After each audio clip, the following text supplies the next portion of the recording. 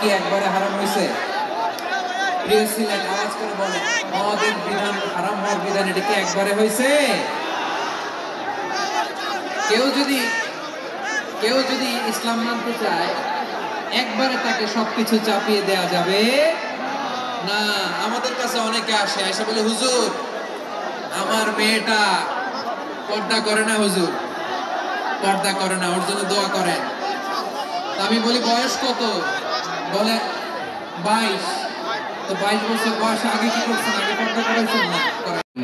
সুবহান রাব্বিকা রাব্বিল ইজ্জাতি আম্মা ইয়াসিফুন ওয়া সালামুন আলাল মুরসালিন ওয়াজআল আখিরা কালামিনা ইনদাল মাউত লা ইলাহা ইল্লাল্লাহ মুহাম্মাদুর রাসূলুল্লাহ।